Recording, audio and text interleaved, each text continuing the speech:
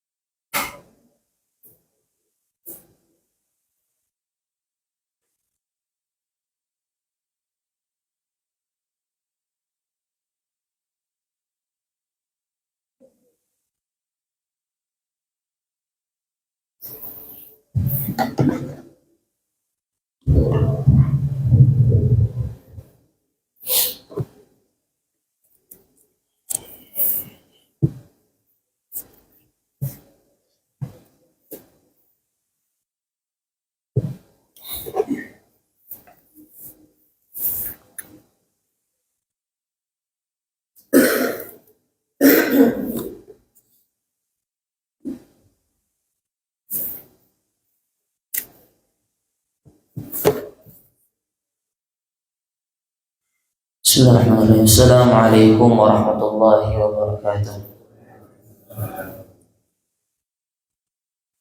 الفاتحة لحضرة رسول الله صلى الله عليه وسلم إلى أزواجه وذريته وجميع صحابته الكرام، ثم خصوصا إلى روح الإمام المحجر أحمد بن عيسى بن عبيد الله بن جريد وبصري وعلوي وجميع ساداتنا على العلوي، ثم خصوصا إلى روح الفقيه المقدم الأستاذ الأعظم الفقيه المقدم محمد بن علي بن علي أصوله وفروعه والمنتسبين إليه أجمعين، ثم خصوصا إلى روح المقدم الثاني الشيخ عبد الرحمن السجاد وإلى جميع أبنائه الكرام، ثم خصوصا إلى روح الشيخ أبو بكر بن سالم، ثم خصوصا إلى روح صاحب الراتب قطب الأنفاس الحبيب عمر بن عبد الرحمن العطاس، وإلى مريده الشيخ علي بن عبد الله الباراس، ثم خصوصا إلى روح الحبيب حسين بن الشيخ أبو بكر بن سالم، وإلى روح أخيه الحبيب حامد بن الشيخ أبو بكر بن سالم، ثم خصوصا إلى روح صاحب قطب الدعوة والإرشاد الحبيب عبد الله بن عامر الحداد، وإلى جميع أبنائه الكرام، ثم خصوصا إلى روح الحبيب أحمد بن زين بن الحبيب أحمد بن زين الحبشي، والحبيب جعفر بن أحمد بن زين الحبشي، والحبيب علي بن حسن العطاس، الحبيب أبو بكر بن عبد الله العطاس، ثم خصوصا إلى روح الحبيب علي بن محمد بن الحسين الحبشي، ثم خصوصا إلى روح الحبيب أحمد بن حسن العطاس، إلى روح شيخه السيد أحمد زيد أهلا، ثم خصوصا إلى روح الشيخ عبد القادر الجيلاني، الشيخ محمد الرفاعي، الشيخ محمد الوزيري، ثم خصوصا إلى روح الشيخ محمد بن عبد الكريم السمن المدني، ثم خصوصا إلى روح الشيخ محمد رشد البنجري، والشيخ محمد فيصل عمر بن الحاج إسماعيل البنجري، والشيخ محمد شبان عبد المنير، ثم خصوصا إلى روح الشيخ مشايخنا الشيخ محمد زين بن عبد الغني البنجري، وأبوي الحبيب حسن أحمد باهرون، وأخيه الحبيب قاسم بن أحمد باهرون، وأخيه الحبيب مصطفى بن أحمد باهرون، وأصولهم وفروعهم والمنتسبين إليهم أجمعين، ثم خصوصا إلى روح جميع مشايخنا أينما كانوا، أن الله يتغشاهم بالرحمة والمغفرة ويعيد عليهم بركاتهم وأسرارهم وأنوارهم ونفحاتهم بالدين والدنيا والآخرة، ويدخل نيتنا في نيتهم وينشرنا في زمرتهم ومعافاتهم من الفتن على هذه النية وعلى كل نية صالحة وعلى ما نوى به يسلمنا صالح إلى حضرة النبي محمد صلى الله عليه وسلم بسر أسرار الفاتحة. صراط الله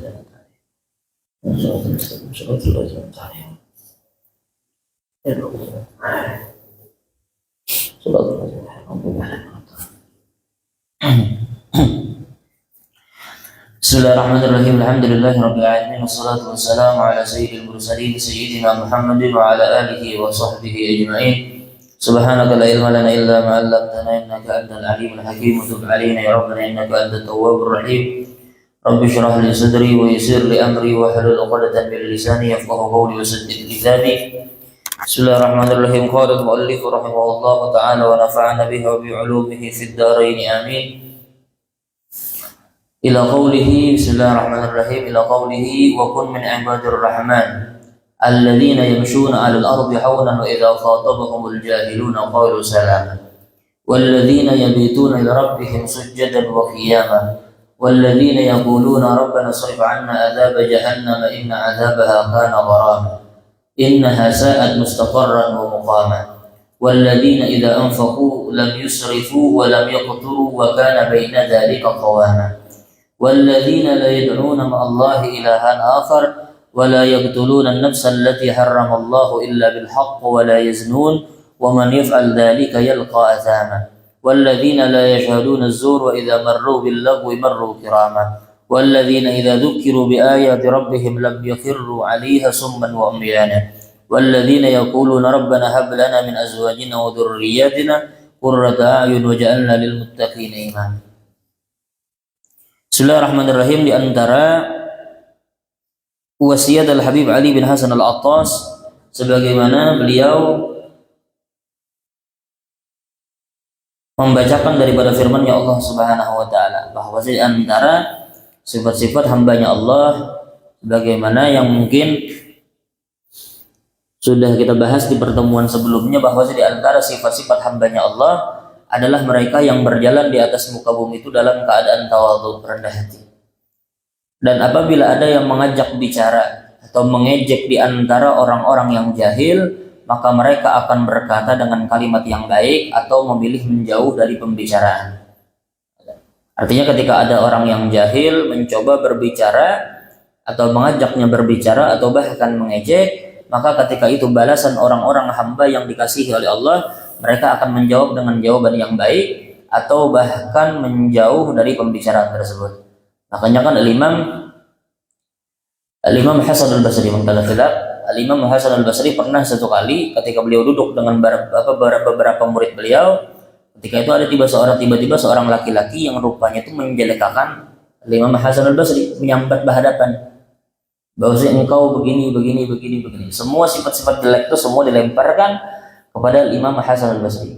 Tapi ketika beliau disampaikan ucapan-ucapan yang kada seharusnya didengar, maka ketika itu Imam Hasan Al-Basri kada marah.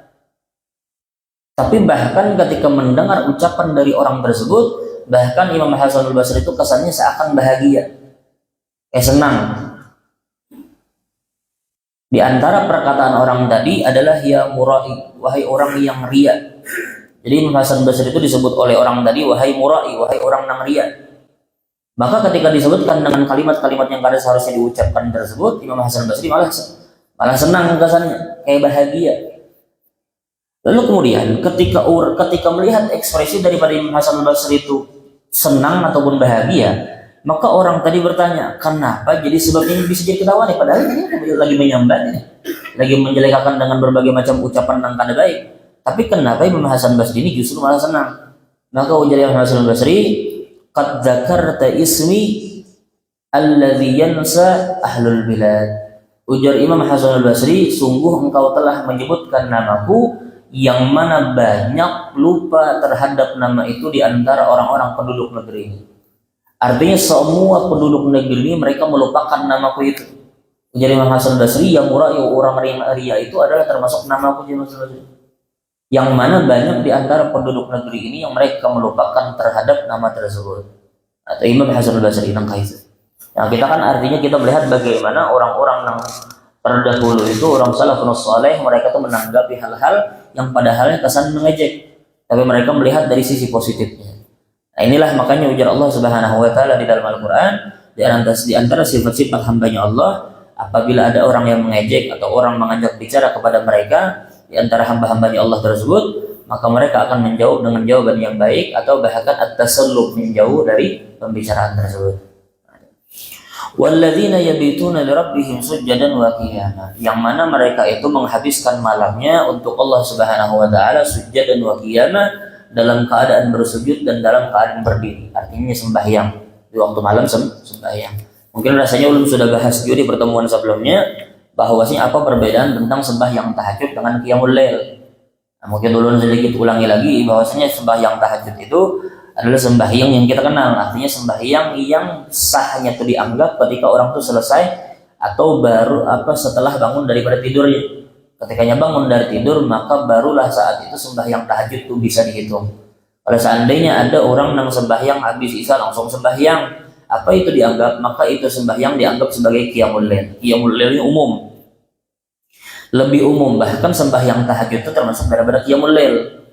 Cuman qiyamul lail ketika orang mengerjakan habis isya, habis itu kada guring langsung sembahyang, langsungnya menggawe sembahyang. Kalau seandainya kada berniat sembahyang tasbih misalnya, atau kada berniat sembahyang hajat misalnya, atau kada berniat sembahyang taubat misalnya, atau sembahyang yang lain, maka salat yang inya kerjakan setelah isya tapi belum guring itu dianggap sebagai sebagai sembahyang sunnah mutlaqah. Sunnah mutlaqah ini adalah sembahyang sunnah yang paling bahasanya itu paling bawah derajatnya. Tapi kadang juga kita meremehkan pahala. Cuman derajat sembahyang sunnah mutlaqah ini adalah sembahyang yang paling bawah derajatnya dibanding sembahyang sunnah yang lain. Nah, makanya kan kalau seandainya ada orang misalnya hendak kada kau bangun sembahyang tahajud tapi hendak qiyamul lail, hendak termasuk orang-orang yang menggawi sembahyang qiyamul lail, maka kalau bisa sembahyangnya tapi sambil diniatakan entah sembahyang hajat kah, atau sembahyang istikharah kah, atau sembahyang taubat kah, atau sembahyang sunnah wudu kah, atau digabung dengan sunnah-sunnah yang lain kalau seandainya bisa.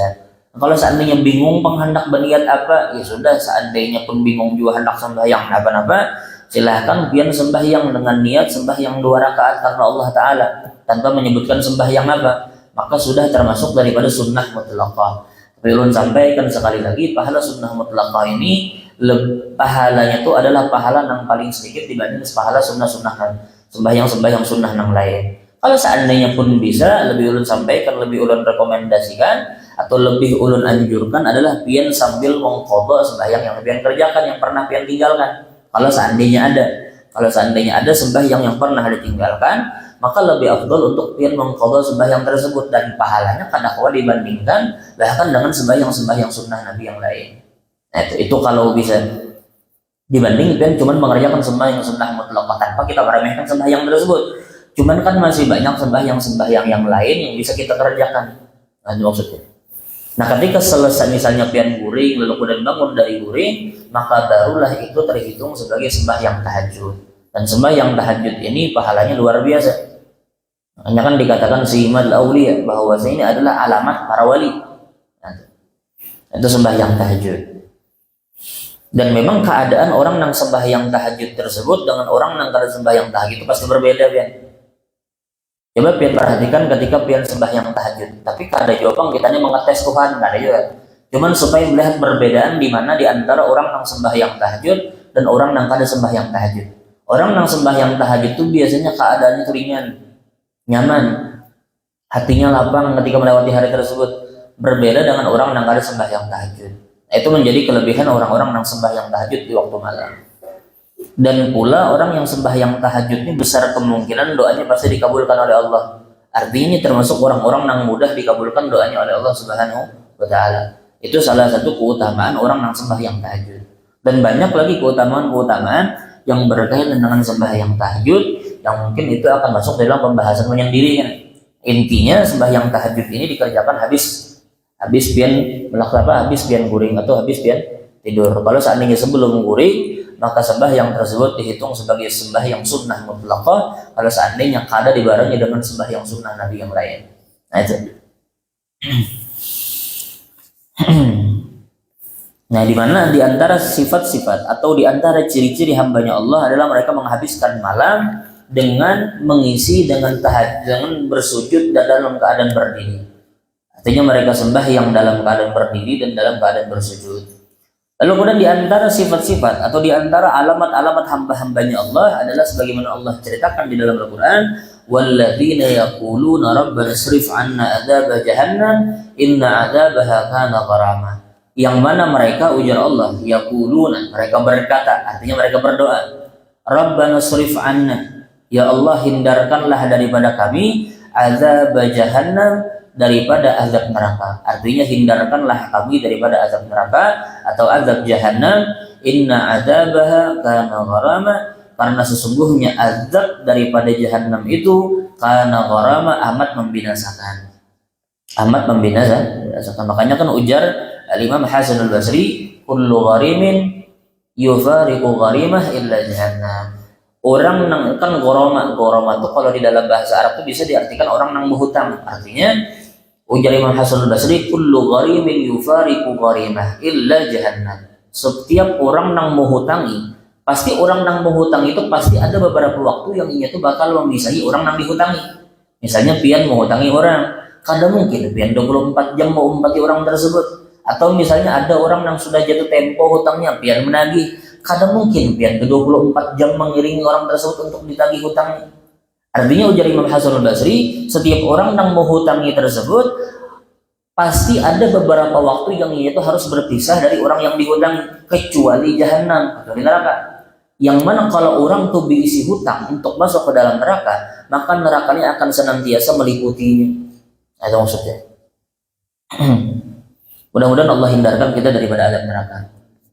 Nah, di antara hamba-hamba Allah, sifat mereka adalah mereka tuh meminta kepada Allah untuk dihindarkan daripada azab jahannam. Inna azabaha kana gharama, yang mana sesungguhnya azab neraka itu atau azab neraka jahannam itu amatlah membinasakan.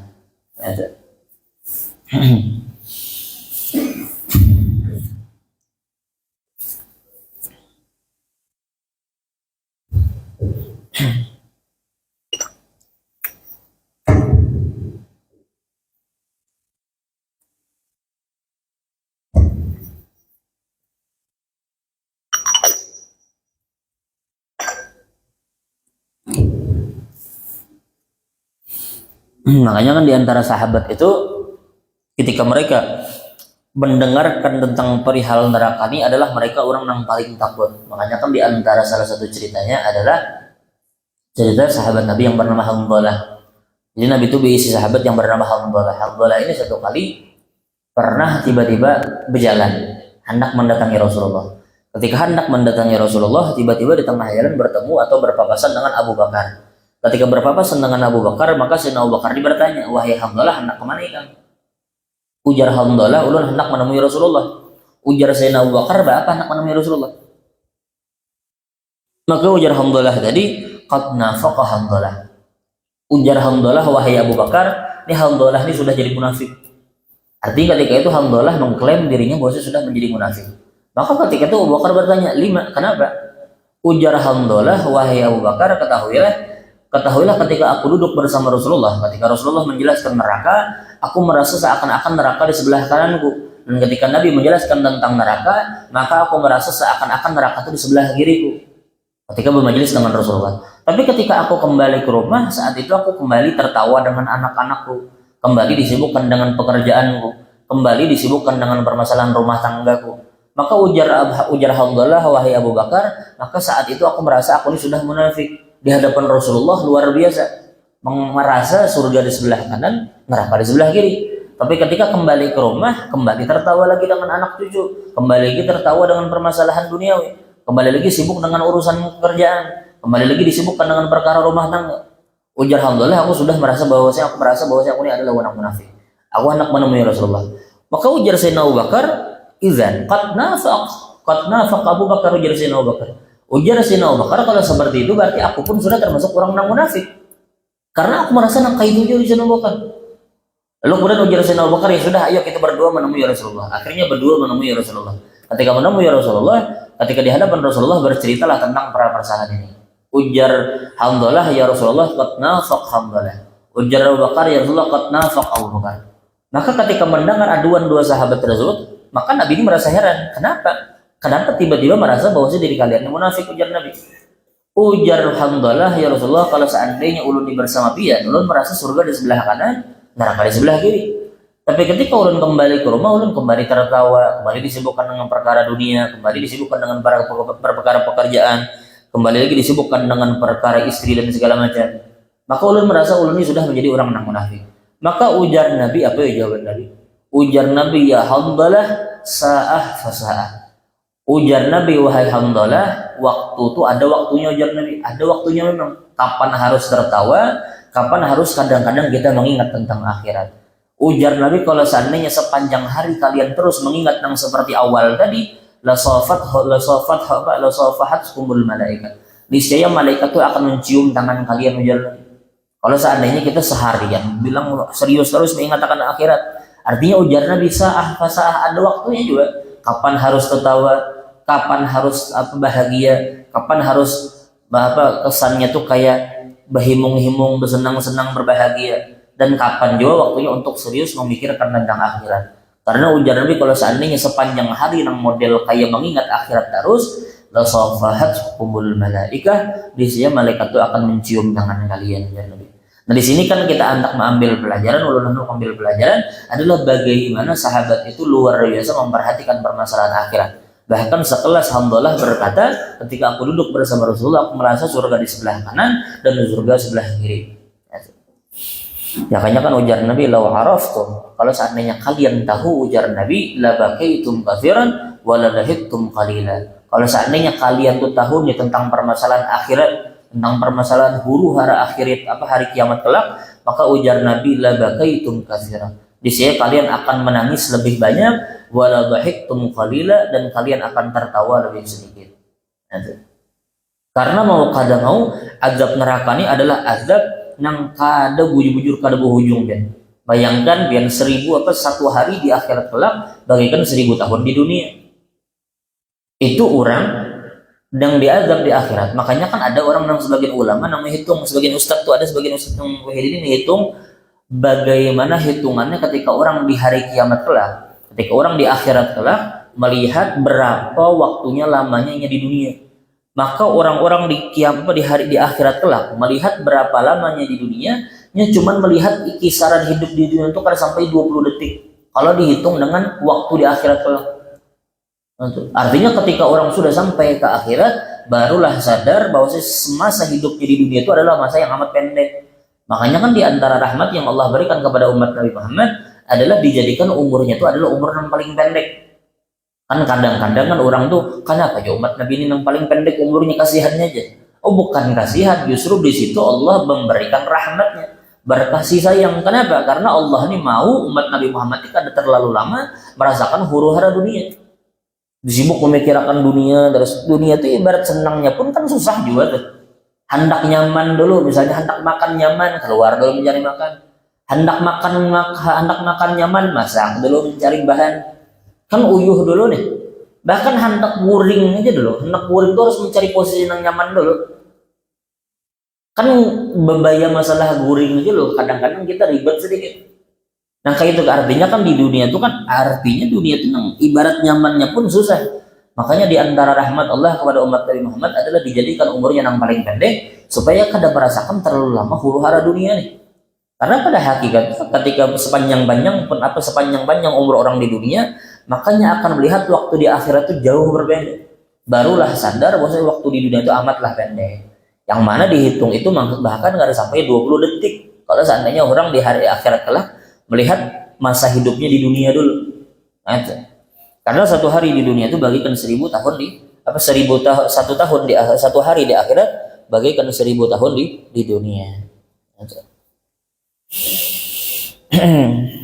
Dan pula yang paling disesalkan oleh orang-orang penduduk neraka itu adalah di antara hal yang paling disesali oleh orang penduduk neraka adalah mereka itu di antara perkataan mereka, ya waila ya laitani lam attakhid fulanan khalila.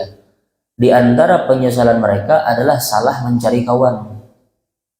Mencari kawan ini kan mungkin melihat sudah contohnya di luar sana berapa banyak orang yang tersalah kawan. Makanya kan di antara penyesalan ahli neraka itu adalah salah mengambil kawan. Lah apakah kada kawan? Kada juga. Amun kada kawan sakit juga ya. Makanya di antara penyesalan orang ahli neraka juga adalah apa? Fama lana min syafi'i wala sadiqin hamid. Di antara penyesalan ahli neraka adalah kami ini, ujar ahli neraka saat diazab itu, kami ini kadang memiliki seorang pun yang bisa menolong kami. Wala sadiqin hamim, dan kami tidak memiliki sahabat yang akrab. Makanya ujar Nabi dalam satu hadis, sebagian riwayat menyatakan itu adalah perkataan Imam Hasan al-Basri. Ala kulli hal, intinya perkataan tersebut isinya adalah istaghfiru minal ikhwan fa inna likulli mu'min syafa'ah yaumal qiyamah. Ujar Nabi, berbanyaklah bakawan karena sesungguhnya setiap orang yang beriman itu, setiap orang muslim itu memiliki syafaat di hari kiamat kelak. Makin banyaknya bakawan, makin banyak kemungkinan yang mendapatkan syafaat.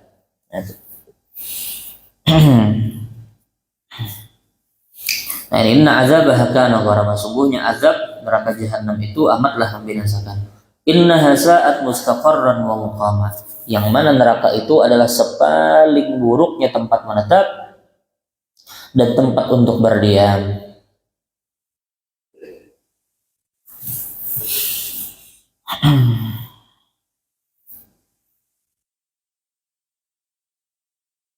Walladzina idza anfaqu lam yusrifu wa lam yaqturu wa kana baina dzalika qawama.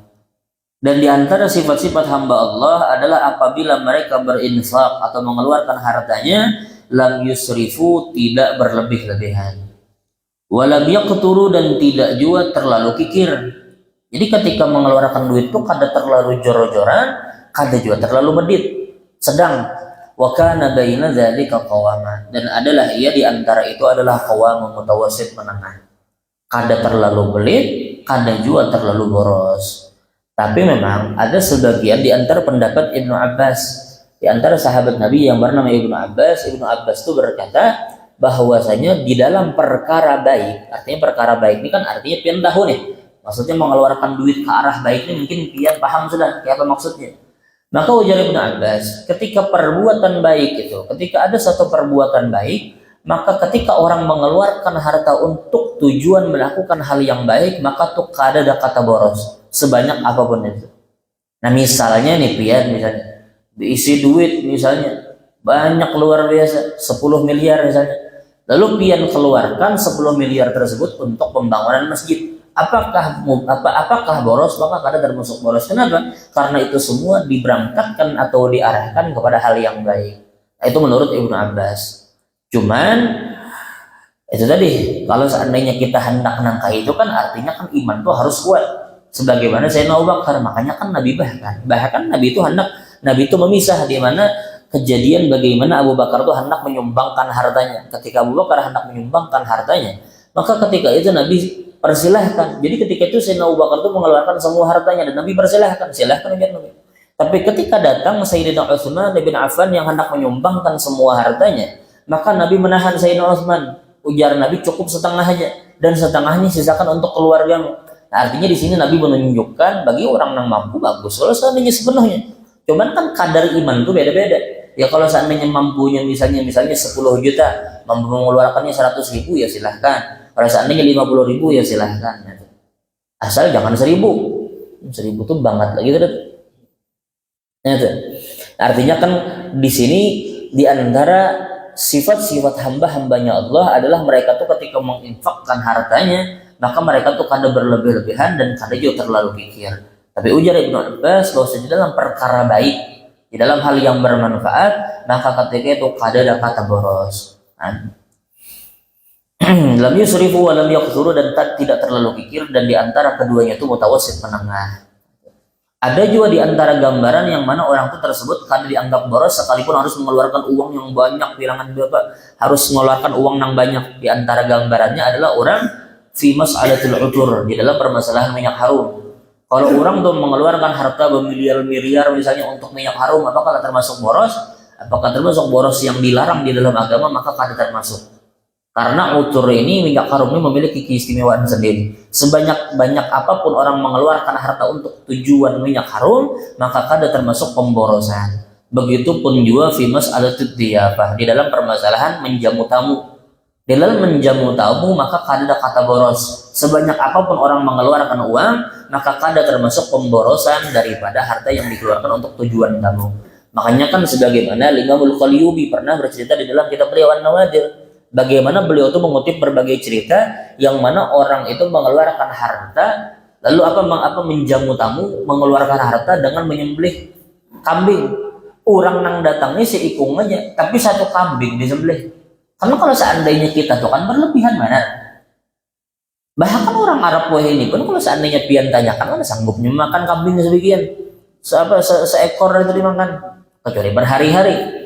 Nah coba pian bayangkan, lalu Ibnu Qayyim menyebutkan kisah itu di dalam kitab Nawadir, bagaimana ada seorang ketika kedatangan tamu, maka orang tersebut yang menjamu tersebut menyembelih kambing, satu kambing disembelih untuk satu orang. Nah itu apakah termasuk pemborosan? Maka kada termasuk pemborosan. Karena apa? Karena di dalam permasalahan menjamu tamu. Nanti. Makanya kan ujar Nabi, man yu'min billahi wal yawmil akhir falyukrim dhaifah. Barang siapa yang beriman dengan hari kiamat dan man yu'min billahi wal yawmil akhir, barang siapa yang beriman kepada Allah dan hari akhir, ujar Nabi, maka muliakanlah tamunya. Makanya kan salah satu sahabat, la yazal yuzini Rasulullah hatta dhanantu annahu sayuwarrithu. Ambil jar, ini berkaitan dengan tetangga. Artinya Nabi Muhammad itu senantiasa mewasiti para sahabat untuk mereka tuh memuliakan tetangganya, sampai seakan-akan mereka menyangka bahwa si tetangga itu akan mendapatkan warisan di antaranya. Nah, yang pertama adalah man yu'min billahi wal yawmil akhir falyukrim dhaifah wa man yu'min billahi wal yawmil akhir falyukrim jarah. Ujar Nabi, barang siapa yang beriman kepada Allah dan hari akhir, maka muliakanlah tamunya, dan barang siapa yang beriman kepada Allah dan hari akhir, maka muliakanlah tetangganya. Nah, di dalam permasalahan yang harum dan permasalahan menyambut tamu, maka ada permasalahan yang dinamakan dengan pemborosan. Nah, kalau seandainya mau pakai pendapat Ibnu Abbas, maka ketika itu bahkan setiap perbuatan baik maka ada termasuk pemborosan. Nah, makanya kan bahkan Sayyidina Abu Bakar itu ketika coba pian bayangkan, makanya kan Allah itu bahkan berfirman di dalam Al-Qur'an yang ya'ti malahu yatazakka wa ma li ahadin indahu min ni'matin tujza illa bitigha'a wajhi rabbihil a'la wa la sawfa yarda. Ini kan cerita asbabun nuzulnya ayat ini adalah karena Sayyidina Abu Bakar. Bagaimana Sayyidina Abu Bakar itu mengeluarkan semua hartanya, bahkan sebagian besar hartanya untuk memerdekakan budak. Di antara budak yang dimerdekakan Sayyidina Abu Bakar itu adalah Bilal bin Rabah. Ya, coba bayangkan berapa banyak harta yang dikeluarkan oleh Sayyidina Abu Bakar. Sayyidina Abu Bakar itu mengeluarkan harta itu untuk memerdekakan budak, dan ketika dimerdekakan itu ada meminta balasan Sayyidina Abu Bakar. Nah coba pian bayangkan bagaimana Sayyidina Abu Bakar itu sirrul mutaba'ah, mengumpati Nabi nih, rahasianya mengumpati Nabi. Karena kan di antara sahabat yang lain, orang yang senantiasa membersamai Nabi adalah Abu Bakar Siddiq. Nah coba pian bayangkan sirrul mutaba'ah, mengumpati Nabi itu. Setiap apapun yang digawi Nabi, maka Sayyidina Abu Bakar adalah orang terdepan yang mengumpati hal tersebut. Bahkan ketika terjadi hal yang membingungkan para sahabat, maka Sayyidina Abu Bakar adalah orang yang pertama kali mempasrahkan diri ke hadapan Nabi. Salah satu contohnya ketika terjadi kejadian Isra Mi'raj itu kan banyak orang di antara sahabat yang mereka masih membingungkan. Kira-kira pun juga nggak ada. Orang yang pertama kali langsung mempercayai cerita tersebut adalah Abu Bakar. Padahal Abu Bakar itu kada langsung bertemu dengan Nabi. Nah, Abu Bakar itu pertama kali bertemu dengan orang kafir. Orang kafir tersebut menceritakan tentang bahwa Nabi Muhammad bercerita tentang Isra Mi'raj. Ketika Abu Bakar mendengar cerita tersebut dari orang kafir, maka ujar Abu Bakar, kalau seandainya itu benar daripada Nabi Muhammad, maka aku percaya dia Rasulullah. Coba pian bayangkan bagaimana keimanan Abu Bakar. Di sisi yang lain kan sahabat itu, makanya kan ketika itu banyak di antara orang-orang yang lemah imannya, mereka tuh sempat goyang karena mendengar kejadian Isra Mi'raj. Begitupun juga ketika permasalahan di dalam permasalahan Hudaybiyah, perjanjian Hudaybiyah. Kan perjanjian Hudaybiyah itu kalau seandainya pian anak mencari lebih dalam, pian akan temukan perjanjian Hudaybiyah itu kan agak memojokkan Islam. Yang mana orang yang misalnya ada di antara orang kafir tuh hendak masuk Islam, lalu kemudian melarikan diri ke Madinah, maka persyaratannya orang Muslim itu harus mengembalikannya ke kota Makkah. Padahal dia sudah beriman orang nih, hendak lari ke kota Madinah. Tapi perjanjian Hudaybiyah itu diisinya adalah orang yang Muslim saat itu harus mengembalikan orang tersebut ke kota Makkah, sekalipun sudah beriman. Dan ketika orang Muslim ini ada yang murtad misalnya, lalu kemudian ia berangkat melarikan diri ke kota Makkah, maka orang Muslim ini kada boleh menjemput orang Kan kesannya nih kayak timpang nih, memberatkan orang muslim, memojokkan orang muslim. Nah ketika itu kan banyak sahabat yang mereka tuh mempertanyakan permasalahan itu. Makanya di antara itu orang munafik tuh makin gembar-gembor memanasi para sahabat-sahabat yang lain. Akhirnya ketika itu orang yang luar biasa percaya dengan apa yang disampaikan Nabi Muhammad, orang yang kokoh hatinya itu adalah Sayyidina Abu Bakar yang kada mengomen sama sekali dan yakin bahwa apa yang disampaikan dan apa yang dipegang oleh Nabi Muhammad itu pasti menguntungkan bagi orang muslim. Kayak itu Abu Bakar. Nah coba pian bayangkan Sayyidina Abu Bakar itu kan kemana-mana Nabi menggawi digawi Abu Bakar. Nabi mengerjakan sembahyang sunnah itu digawi Abu Bakar. Nabi bersedekah, maka Sayyidina Abu Bakar itu adalah orang yang paling cepat untuk bersedekah. Bahkan ketika turun firman Allah untuk jangan mengangkat suara, maka Sayyidina Abu Bakar ini adalah orang yang paling merendahkan suaranya di hadapan Nabi. Bahkan kesannya kayak berbisik-bisik. Setelah turun ayat wala tarfa'u aswatakum fawqa sautin nabi, ketika turun ayat tersebut larangan untuk mengangkat suara, maka Abu Bakar ini adalah orang yang paling mengecilkan suaranya di hadapan Rasulullah. Nah, artinya bagaimana nih Abu Bakar ini, Sayyidina Abu Bakar ini mengumpati apa yang disampaikan oleh Rasulullah dan apa yang digawi oleh Rasulullah. Nah, ketika pian membaca di dalam surah At-Tuha, "Wadduha wal laili idza saja mawadda'a rabbuka wa ma qala walal akhiratu khairul laka minal ula wa la sawfa yu'tika rabbuka fatarda." Maka Allah mengganjar atau memberikan balasan kepada Nabi Muhammad. Ini kan ceritanya kepada Nabi Muhammad. Maka ujar Allah, "Wala sawfa yu'tika rabbuka fatarda." Niscaya Allah akan berikan sesuatu yang bahkan Nabi itu sampai akan ridha. Jadi Allah itu akan menjanjikan pemberian yang mana pemberian tersebut akan membuat Nabi itu ridha dengan pemberian tersebut. Ketika Nabi Muhammad diberikan ganjaran seperti itu, balasan oleh Allah dengan pemberian yang sampai Nabi Muhammad itu ridha, maka karena Sayyidina Abu Bakar ini mengumpati Nabi, maka Allah berfirman di dalam surah Al-Lail, apa ujar Allah? Wala sawfa yarda. Ketika Abu Bakar itu mengeluarkan hartanya untuk memerdekakan budak tanpa mengharapkan imbalan dan hanya mengharapkan keridhaan Allah dan mengharap keridhaan Rasulullah, artinya mengumpati Nabi ini, maka ujar Allah wala sawfa yarda. Niscaya kami akan memberikan satu hal pemberian yang sampai Abu Bakar itu ridha dengan pemberian tersebut. Nah inilah sirrul mutaba'ah, keutamaan orang yang mengumpati Nabi. Artinya di atas pemberian pahala, di atas ganjaran pahala, di atas ganjaran surga dan yang lain-lain, ketika orang itu mengumpati jejaknya Nabi Muhammad, maka Allah akan memberikan balasan dengan pemberian yang akan membuatnya ridho dengan pemberian tersebut. Nang sampai manusia itu akan puas dengan pemberian Allah. Kada cukup pahala, kada cukup surga, lebih dari itu. Yang mana Allah akan memberikan kepada siapapun orang yang mengumpati Nabi.